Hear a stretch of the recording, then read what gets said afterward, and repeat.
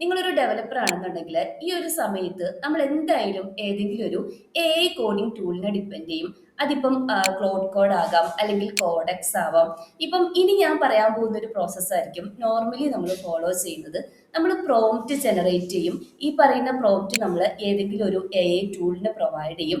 അതിനെ ബേസ് ചെയ്തിട്ട് ഈ ടൂള് നമുക്ക് കോഡ് ജനറേറ്റ് ചെയ്ത് തരും. നമ്മളത് റൺ ചെയ്ത് നോക്കും. എന്തെങ്കിലും ഒരു ഇഷ്യൂസ്, അതായത് ഇപ്പം ഇന്റർഫേസിലോ ഡാറ്റാബേസിലോ ബിസിനസ് ലോജിക്സിലോ എന്തെങ്കിലും ഒരു ഇഷ്യൂസ് നമുക്ക് ലോഗ് ഫയൽസിൽ വരുമ്പോൾ നമ്മൾ നേരെ ഈ പറയുന്ന എറർ കോപ്പി ചെയ്തിട്ട് ഈ പറഞ്ഞ നിങ്ങളുടെ ഇപ്പോൾ ക്ലോഡ് കോഡിന് കൊടുക്കുകയാണെന്ന് വിചാരിച്ചു.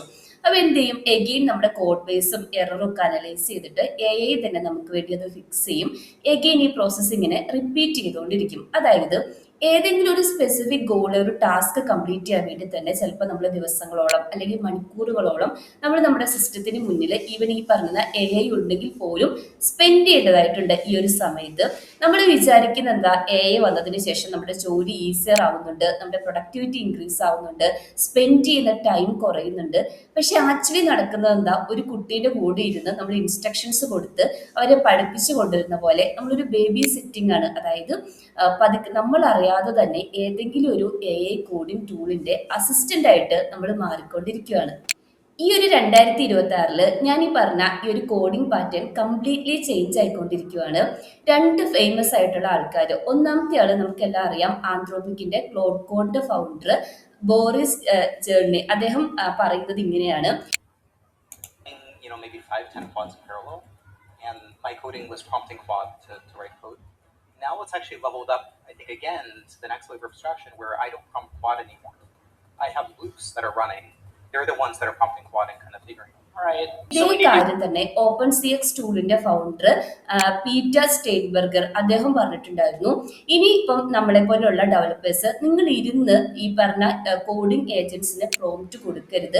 പകരം ഏജന്റിന് സ്വന്തമായിട്ട് റൺ ചെയ്യാൻ വേണ്ടി പറ്റുന്ന ലൂപ്പുകൾ വേണം ഡിസൈൻ ചെയ്യാൻ. അതായത് ഇവർ രണ്ടും പറഞ്ഞത് ഏകദേശം സിമിലർ ആയിട്ടുള്ള കാര്യമാണ്. സോ ഞാൻ ഈ പറഞ്ഞ പോലെ ഈ പറഞ്ഞ നമ്മുടെ ഒരു കോഡിംഗ് പാറ്റേണിനെ കംപ്ലീറ്റ്ലി ചേഞ്ച് ആക്കാൻ പോകുന്ന ഈ ഒരു ടെക്നോളജീനെ ലൂപ്പ് എഞ്ചിനീയറിംഗ് എന്നാണ് പറയുന്നത്. അപ്പൊ നമ്മൾ ഇന്നത്തെ വീഡിയോയിൽ എന്താണ് ഈ ലൂപ്പ് എഞ്ചിനീയറിംഗ് എന്ന് വളരെ സിമ്പിൾ ആയിട്ട് വിത്ത് എക്സാമ്പിൾ ചെക്ക് ചെയ്യാൻ വേണ്ടി പോവുകയാണ്. മാത്രമല്ല ഇതിനാവശ്യമുള്ള ആർക്കിടെക്ചറൽ കോമ്പോണൻസ് ഒക്കെ നമ്മൾ ഡിസ്കസ് ചെയ്യും. സോ ഒരു 10 മിനിറ്റ് കൊണ്ട് നമുക്ക് എന്താണ് ഈ ലൂപ്പ് എഞ്ചിനീയറിംഗ് എന്ന് വളരെ സിമ്പിൾ ആയിട്ടൊന്ന് ചെക്ക് ചെയ്ത് നോക്കാം. അപ്പൊ എന്താണ് ലൂപ്പ് എഞ്ചിനീയറിംഗ് എന്ന് ചോദിച്ചിട്ടുണ്ടെങ്കിൽ നമ്മളിപ്പോൾ കുറേ വേർഡുകൾ കേട്ടിട്ടുണ്ടാവും. പ്രോംപ്റ്റ് എഞ്ചിനീയറിംഗ്, അത് കഴിഞ്ഞിട്ട് കോണ്ടെക്സ്റ്റ് എഞ്ചിനീയറിംഗ് വന്നു. ഇപ്പൊ റീസെന്റ് ആയിട്ട് ഹാർനസ് എഞ്ചിനീയറിംഗ് എല്ലാവരും ഡിസ്കസ് ചെയ്യുന്നുണ്ട്. അതും കഴിഞ്ഞാണ് ഇപ്പൊ ഈ പറഞ്ഞ ലൂപ്സ് എഞ്ചിനീയറിംഗ് എന്ന് പറഞ്ഞിട്ടുള്ള ഒരു കോൺസെപ്റ്റ് വന്നിട്ടുള്ളത്. ഒന്നൊന്നിനെ റീപ്ലേസ് ചെയ്യുമല്ല, എല്ലാത്തിനും അതിൻ്റെതായ റെലവൻസ് ഇപ്പൊ ഈ പറഞ്ഞ ഈ ഒരു ഇൻഡസ്ട്രിയിൽ ഉണ്ട് കേട്ടോ. അതായത് ഇപ്പൊ നിങ്ങൾ ഇപ്പൊ പ്രോംപ്റ്റ് എഞ്ചിനീയറിംഗ് മാത്രം നമ്മൾ കൺസിഡർ ചെയ്യുകയാണെന്നുണ്ടെങ്കിൽ നമ്മൾ നമ്മുടെ ആവശ്യങ്ങൾ ഇൻസ്ട്രക്ഷൻസ് ആയിട്ട് ഈ പറഞ്ഞ AI ടൂളിന് പ്രൊവൈഡ് ചെയ്യും. അവർ നമുക്ക് അതിനുള്ള ആൻസർ ജനറേറ്റ് ചെയ്ത് തരും. അതായത് ഇവിടെ ഒരു സിംഗിൾ ഇന്ററാക്ഷൻ ആണല്ലേ നടക്കുന്നത്. ഇനി നമ്മൾ ഇതിന് പകരം ഇപ്പൊ ഒരു ലൂപ്പിലേക്ക് വരുന്ന സമയത്ത് ലൂപ്പ് എഞ്ചിനീയറിംഗിലാണെങ്കിൽ നമ്മൾ ഓട്ടോണമസ് വർക്ക് ഫ്ലോസ് ആണ് സെറ്റ് ചെയ്യുന്നത്. അതായത് നമ്മളൊരു ലൂപ്പ് ഈ പറഞ്ഞ AI ടൂൾ ഏതാണെങ്കിലും അതിന് സ്വന്തമായിട്ട് ഈ പറഞ്ഞ ആക്ടിവിറ്റീസ് ചെയ്യാൻ വേണ്ടി പറ്റുന്ന പോലെ ഒരു സിസ്റ്റം ബിൽഡ് ചെയ്യും. ഇപ്പൊ ഒരു ലൂപ്പ് ബിൽഡ് ചെയ്യാൻ വേണ്ടിയിട്ട് 2 ഇമ്പോർട്ടൻ്റ് ആയിട്ടുള്ള കാര്യങ്ങൾ നമുക്ക് ഡെഫിനറ്റ്ലി ആവശ്യമുണ്ട്. ഒന്നാമത്തെ കാര്യം ട്രിഗർ ആണ്. അതായത് ഇപ്പം ഈ ലൂപ്പ് ഏതെങ്കിലും ഒരു പോയിന്റിൽ ഓട്ടോമാറ്റിക് ആയിട്ട് സ്റ്റാർട്ട് ചെയ്യണം.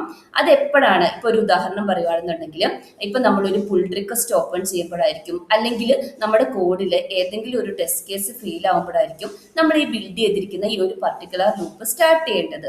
ഇനി രണ്ടാമത്തത് ഒരു വെരിഫൈഡ് ഗോൾ ഉണ്ടായിരിക്കണം. അതായത് എന്ത് റിസൾട്ട് അച്ചീവ് ചെയ്യുന്ന സമയത്താണ് ഈ പറയുന്ന കോഡിംഗ് ഏജന്റ് ഇപ്പം AI ഈ ഒരു പ്രോസസ്സ് സ്റ്റോപ്പ് ചെയ്യേണ്ടത്.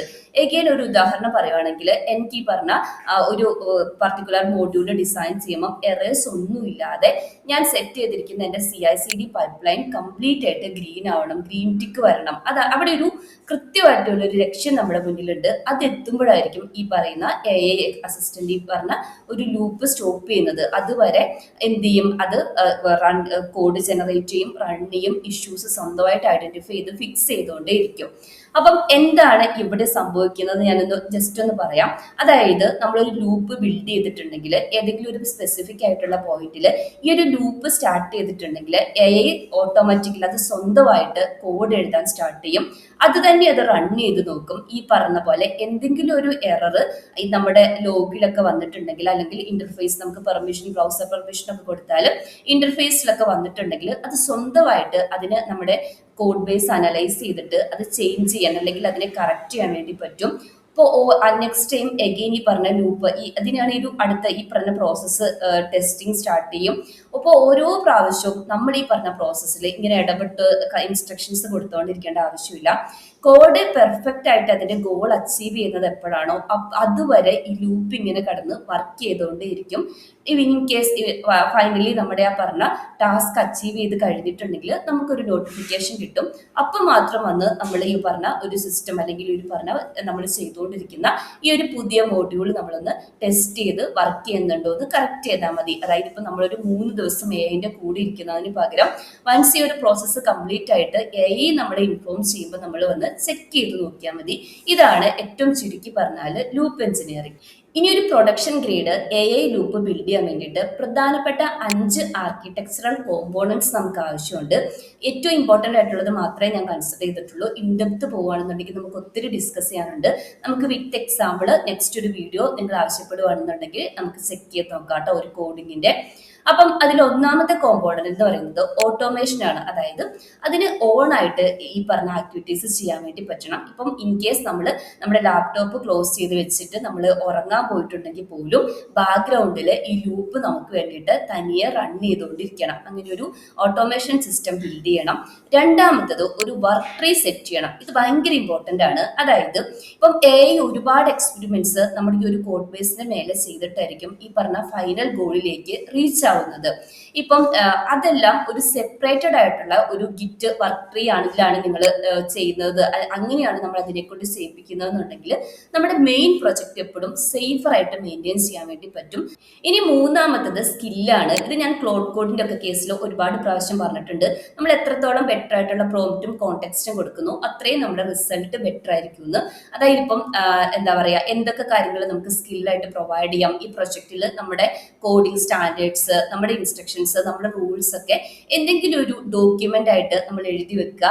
ഇപ്പം ഏറ്റവും നമുക്ക് കണക്ട് ചെയ്യാൻ പറ്റുന്ന എക്സാമ്പിൾ എന്ന് പറയുന്നത് ക്ലോഡ് കോഡിന്റെ ക്ലോഡ് MD ഫയൽ ആയിരിക്കും അല്ലെ. അവിടെ നമ്മൾ ഏജന്റ് ഫയലും ആർക്കിടെക്ചർ ഒക്കെ ഡിസൈൻ ചെയ്ത് വെക്കുകയാണെങ്കിൽ ഓരോ പ്രാവശ്യം നമ്മൾ ക്ലോഡിന് ഒരു പ്രോംപ്റ്റ് കൊടുക്കുമ്പോഴും ഈ ഫയൽ ഓട്ടോ റീഡ് ചെയ്യുന്ന പോലെ തന്നെ.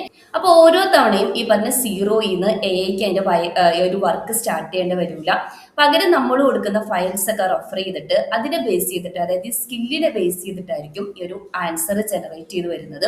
ഇനി നാലാമത്തെ കേസിൽ നമ്മൾ കണക്ടേഴ്സ് അല്ലെങ്കിൽ പ്ലഗിൻസ് പ്രൊവൈഡ് ചെയ്യുക. അതായത് ഇപ്പം AI ജസ്റ്റ് ഒരു കോഡ് എഴുതാൻ വേണ്ടി മാത്രം അങ്ങനത്തെ പെർമിഷൻ മാത്രം കൊടുക്കുന്നതിന് പകരം ഇപ്പം എക്സാമ്പിൾ നമ്മുടെ ഗിറ്റ് ഹബിലേക്ക് പുഷ് ചെയ്യാൻ വേണ്ടിയിട്ട്, അതുപോലെ തന്നെ ലീനിയർ ടാസ്ക് അപ്ലോഡ് ചെയ്യാൻ വേണ്ടിയിട്ട് ഈ പറഞ്ഞ ആക്സസും കൂടെ പ്രൊവൈഡ് ചെയ്യുക, ഇങ്ങനത്തെ കണക്ടേഴ്സ് പ്രൊവൈഡ് ചെയ്യുക. ഫൈനലി സബ് ഏജൻസ്, ഇത് നമ്മൾ ഓൾറെഡി ഡിസ്കസ് ചെയ്തിട്ടുള്ളതാണ്. അതായത് ഇപ്പം ഏറ്റവും ഇമ്പോർട്ടൻ്റ് ആയിട്ടുള്ള പാർട്ട് ഏതാണെന്ന് വെച്ചാൽ അത് ഇത് തന്നെയാണ്.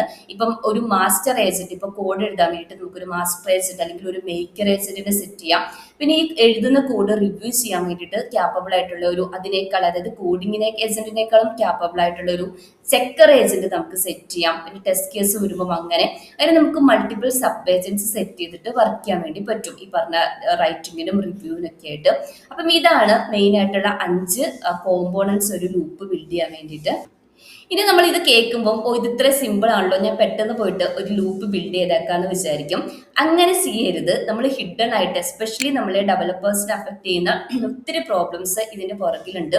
അതിൽ ഏറ്റവും ഇമ്പോർട്ടൻ്റ് ആയിട്ടുള്ള പ്രോബ്ലം എന്ന് പറയുന്നത് ടോക്കൺ കോസ്റ്റ്, അല്ലെങ്കിൽ നമ്മൾ ഇതിന് മേലെ സ്പെൻഡ് ചെയ്യുന്ന ആ ഒരു എമൗണ്ട് ആയിരിക്കും. അതായത് ഇപ്പൊ സപ്പോസ് നമ്മളൊരു ലൂപ്പ് ഓൺ ചെയ്തു, അതിനെപ്പറ്റി ഒത്തിരി ഇൻഡെപ്ത് നമ്മൾ അനലൈസ് ഒന്നും ചെയ്യാതെ ഒരു ലൂപ്പ് നമ്മൾ ബിൽഡ് ചെയ്ത് അത് സ്റ്റാർട്ട് ചെയ്തെന്ന് വിചാരിക്കാം. ഇപ്പം AI ചിലപ്പോൾ നമ്മുടെ ഈ ഒരു കോഡിന് വേണ്ടിയിട്ട് സ്പെൻഡ് ചെയ്യുന്നത് മില്യൺ ഓഫ് ടോക്കൺസ് ആയിരിക്കും. ഇത് ഈ ഒരു പർട്ടിക്കുലർ ലൂപ്പ്, അതായത് ഇങ്ങനെ റൺ ചെയ്ത് റീറൺ ചെയ്തുകൊണ്ടിരിക്കുവാണല്ലോ. അപ്പം ചിലപ്പോൾ ഒറ്റ ദിവസം കൊണ്ട് തന്നെ നമ്മുടെ ഈ ഒരു സബ്സ്ക്രിപ്ഷന്റെ ആ ഒരു ലിമിറ്റ് ഹിറ്റ് ആയേക്കാം. അല്ലെങ്കിൽ ബില്ലൊക്കെ വരുന്ന കേസിലാണെങ്കിൽ നമ്മൾ എക്സ്പെക്ട് ചെയ്യാത്ത ഒരു ബില്ലായിരിക്കും ചിലപ്പോൾ മന്ത് എൻഡിൽ വരുന്നത്. അപ്പൊ നമുക്ക് എന്ത് ചെയ്യാം, പരമാവധി ഇത്ര നമ്പർ ഓഫ് ടൈംസ്, ഇപ്പൊ എക്സാമ്പിൾ പറയുകയാണെങ്കിൽ ഒരു 5 ടൈംസ് എടുക്കാം. ഒരു 5 ടൈംസ് മാത്രമേ റീട്രൈ ചെയ്യാവുള്ളൂ. അതും നടന്നില്ല എന്നുണ്ടെങ്കിൽ ഈ ലൂപ്പിനെ സ്റ്റോപ്പ് ചെയ്തിട്ട് അതിന്റെ ലൂപ്പിന്റെ ഓർഡർ ആരാണ്, ഇപ്പൊ നമുക്ക് നമ്മുടെ ഇൻബോക്സിലേക്ക് ഒരു മെസ്സേജ് സെൻഡ് ചെയ്യാൻ വേണ്ടിയിട്ടുള്ള അതിനും കൂടെ വേണ്ടിയിട്ടുള്ള ഒരു കോഡ് സെറ്റ് ചെയ്ത് കൊടുക്കുക. അപ്പൊ എന്താ വരുന്നത്, അപ്പോൾ അതിന് ഇപ്പോൾ ഇൻ കേസ് ഇപ്പോൾ അവർക്ക് റീട്രൈ ചെയ്തിട്ടും ആ ഒരു ഗോളിലേക്ക് അച്ചീവ് ചെയ്യാൻ പറ്റിയിട്ടില്ലെങ്കിൽ പോലും നമ്മുടെ ഒരു ഇൻവോൾവ്മെന്റ് ഉണ്ടാവും. ഇത്ര നമ്പർ ഓഫ് ടോക്കൺസിന്റെ അല്ലെങ്കിൽ ഇത്ര നമ്പർ ഓഫ് ട്രൈന്റെ കൺസംഷൻ കഴിഞ്ഞ് കഴിയുമ്പോൾ നമുക്ക് ഇൻവോൾവ് ചെയ്യാൻ വേണ്ടി പറ്റും. അപ്പോൾ ഒരു AI-നെ ഒരു ഇൻഫൈനൈറ്റ് ലൂപ്പിലേക്ക് സെറ്റ് ചെയ്യാതെ എന്താ പറയുക, അത്രയും പ്രിവെൻഷൻ മെക്കാനിസംസ് നമ്മൾ എടുത്തതിന് ശേഷം വേണം, അല്ലെങ്കിൽ അത്രയും ബെറ്റർ ആയിട്ടുള്ള ലൂപ്പ് വേണം നമ്മൾ ബിൽഡ് ചെയ്യാൻ വേണ്ടിയിട്ട്. പിന്നെ നമുക്കൊരു നല്ലൊരു പ്രൊജക്റ്റിന്റെ സ്ട്രാറ്റജി ഉണ്ടാവണം. ഒരു സ്ട്രാറ്റജി ഇങ്ങനെയാണെന്ന് നമുക്ക് പ്രീ ഡിഫൈൻഡ് ആയിട്ട് ആർക്കും പറഞ്ഞു തരാൻ വേണ്ടി പറ്റില്ല. അത് നമ്മൾ എടുക്കുന്ന നമ്മുടെ വർക്കിനെ ഡിപ്പെൻഡ് ചെയ്തിട്ടിരിക്കും. ഇപ്പം ഒരു കാര്യം പറയുവാണെന്നുണ്ടെങ്കിൽ ഏറ്റവും കൂടുതൽ യൂണിറ്റ് ടെസ്റ്റുകളും അതുപോലെ തന്നെ കമ്പൈലേഷൻ ടെസ്റ്റുകളെല്ലാം ചെയ്യുന്ന അങ്ങനത്തെ ഒരു ലോജിക്കലായിട്ടുള്ള ഒരു സിസ്റ്റമാണ് നമ്മൾ ബിൽഡ് ചെയ്യുന്നതെന്നുണ്ടെങ്കിൽ അത്ര ഇഷ്യൂസ് വരില്ല. അപ്പൊ ഈ ഒരു സ്ട്രാറ്റജിയും അതുപോലെ തന്നെ ഈ പറഞ്ഞ റിപ്പീറ്റേഷൻ കൗണ്ട് ഒക്കെ സെറ്റ് ചെയ്ത് കൊടുക്കുക കേട്ടോ. അപ്പൊ ഏറ്റവും ചുരുക്കി പറഞ്ഞിട്ടുണ്ടെങ്കിൽ ഒരു 5 ഇയേഴ്സിന് മുന്നേ നമ്മൾ സ്വന്തമായിട്ട് ഐഡിയാസ് കിട്ടുമ്പോൾ കോഡ് എഴുതി തുടങ്ങി. ഇപ്പൊ ഒരു ലാസ്റ്റ് ഒരു 2 ഇയേഴ്സ് ആയിട്ട് നമ്മൾ പ്രോംപ്റ്റ് കൊടുത്ത് AI-നെ കൊണ്ട് നമുക്ക് ആവശ്യമുള്ള കോഡ് എഴുതിച്ചുകൊണ്ടിരിക്കുന്നു. ഇനി നമ്മൾ ആ ഒരു പ്രോംപ്റ്റ് ജനറേറ്റ് ചെയ്യുന്ന പ്രോസസ്സും കൂടെ ഓട്ടോമേറ്റ് ചെയ്യുകയാണ്. അതായത് ഒരു ലൂപ്പ് ഡിസൈൻ ചെയ്ത് ആ പ്രോസസ്സിനെ നമ്മൾ ഓട്ടോമേറ്റ് ചെയ്യുകയാണ്. പക്ഷെ ഈ കാര്യങ്ങളൊക്കെ പറയുമ്പോഴും നിങ്ങൾ ഒരു കാര്യം ഓർക്കേണ്ടത് എന്താണെന്ന് വെച്ചിട്ടുണ്ടെങ്കിൽ, ഈ ഒരു എത്ര ലൂപ്പ് എഞ്ചിനീയറിങ്ങോ ഹാർനസ് എഞ്ചിനീയറിംഗോ എന്ത് വന്നാലും കോഡിന്റെ ഫൈനൽ ക്വാളിറ്റിയും അതിന്റെ ആർക്കിടെക്ചറും എപ്പോഴും കൺട്രോൾ ചെയ്യുന്നത് നമ്മൾ തന്നെയായിരിക്കണം. അതായത് ഈ പറഞ്ഞ പോലെ ജസ്റ്റ് ഒരു ഒരു പ്രോംപ്റ്റ് ഓപ്പറേറ്ററോ അല്ലെങ്കിൽ ലൂപ്പ് ഓപ്പറേറ്ററോ ഒന്നും ആയിട്ട് മാറി നിൽക്കുന്നതിന് പകരം, ഞാൻ പ്രീവിയസ് വീഡിയോസിലൊക്കെ പറഞ്ഞ പോലെ എപ്പോഴും നിങ്ങളൊരു സിസ്റ്റം ഡിസൈൻ ചെയ്യുന്ന ഒരു എഞ്ചിനീയർ ആയിട്ട് തന്നെ എങ്ങനെയാണോ 5 ഇയേഴ്സിന് മുന്നേ നമ്മൾ ക്യാപ്പബിൾ ആയിരുന്നത് അതേപോലെ തന്നെ കണ്ടിന്യൂ ചെയ്യുക. പിന്നെ ഇപ്പോൾ ക്ലൗഡ് കോഡിലാണെങ്കിലും കഴ്സറിലൊക്കെ ആണെന്നുണ്ടെങ്കിലും ഈ പറഞ്ഞ അത് യൂസ് ചെയ്ത് ബിൽഡ് ചെയ്യുന്ന ആപ്ലിക്കേഷൻസിൽ ഓൾറെഡി ഈ പറഞ്ഞ ലൂപ്പ് ഇന്റഗ്രേറ്റ് ചെയ്ത് തുടങ്ങിയിട്ടുണ്ട്. നിങ്ങൾ എത്ര പേര് ഈ പറഞ്ഞ ലൂപ്പ് ഓൾറെഡി ഡിസൈൻ ചെയ്ത് അല്ലെങ്കിൽ ഈ ഒരു ടേം കേട്ടിട്ടുണ്ട്, അതിനെക്കുറിച്ച് നിങ്ങളുടെ അഭിപ്രായങ്ങൾ ഡെഫിനറ്റ്ലി കമന്റ് സെക്ഷനിൽ പറയാം. ഇനി ഇതിനെപ്പറ്റി ഒരു ഇൻഡെപ്ത് ആയിട്ടുള്ള വീഡിയോ, അതായത് ഒരു ലൂപ്പ് നമുക്കൊരു കോഡിങ് എക്സാമ്പിൾ വെച്ച് ഇങ്ങനെ ബിൽഡ് ചെയ്യുക എന്നുള്ളത് വേണമെന്നുണ്ടെങ്കിലും കമന്റ് സെക്ഷനിൽ പറയാം. അതിനെ ബേസ് ചെയ്തിട്ട് നമുക്ക് നെക്സ്റ്റ് വീഡിയോ ചെയ്യാം കേട്ടോ. അപ്പൊ നിങ്ങൾക്ക് ഈ വീഡിയോ യൂസ്ഫുൾ ആണെങ്കിൽ ഒന്ന് സബ്സ്ക്രൈബ് ചെയ്യുക, അതുപോലെ തന്നെ ഒന്ന് ലൈക്ക് ചെയ്ത് കമന്റ് ചെയ്ത് സപ്പോർട്ട് ചെയ്യുക. നമുക്ക് യൂസ്ഫുൾ ആയിട്ടുള്ള ഒരു കണ്ടന്റുമായിട്ട് നെക്സ്റ്റ് വീഡിയോയിൽ കാണാം.